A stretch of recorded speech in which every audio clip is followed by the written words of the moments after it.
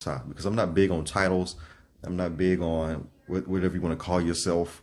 I'm just big on, are you doing the will of God or not? Are you living by the word or not? So whatever you call yourself, it doesn't really matter, because there's fallacies in the Jewish way of life. There's Jews that have groupthink. There's Muslims that have groupthink. There's Christians that have groupthink. There's different religions, the different Abrahamic religions that have groupthink, and they don't have a personal relationship. They just do religious practice without really understanding what they're doing. So that's just universal. So I'm not going to bash one group over the other, because every sector of religion has that. So when we look at religion, religion is more so an institution or a system of beliefs, right? That's what religion is. When we look at faith, faith is strictly just, okay, am I doing the will of God? Trusting in God, having faith in God, believing in the word of God without, the bias and the groupthink and just doing things because I was told to.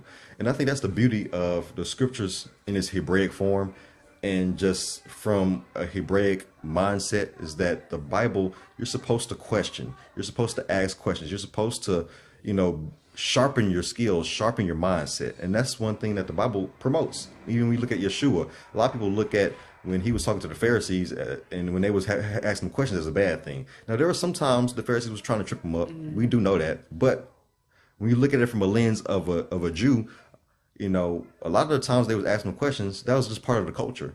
To be inquisitive, to ask questions, to seek out rabbis and the sages to see what they think on certain topics. That was a common practice, because growing up, Jewish kids and Jewish boys and Jewish girls went to yeshiva, they went to school, and they learned about the ways of God. They learned to recite the Torah. They learned to recite certain things. They learn once they get to the teenage age, they would actually go to the teacher or go to the rabbi or go to whoever, and they would ask questions. They would, seek out questions, and they would, have discourse and debate to be sharper in the Torah.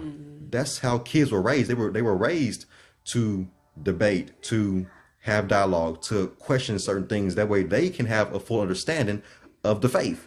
And I think that's what's lost in religion, is that we're just taught to just believe it because I said so.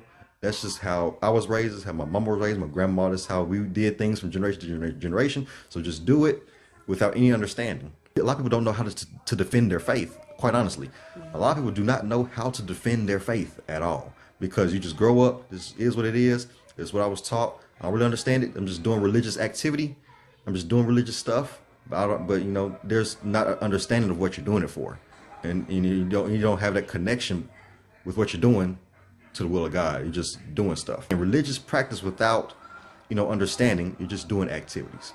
So I think that's the biggest difference between religion and faith, is that religion, you just kind of do things because you're told. You just kind of doing mundane things, but there's no really heart or desire to get closer to God or grow in character. And I think that's the biggest thing, is that, if you're doing a bunch of things, but your character's not growing, or you have a hidden agenda, then are you really faithful, or are you just in a religion?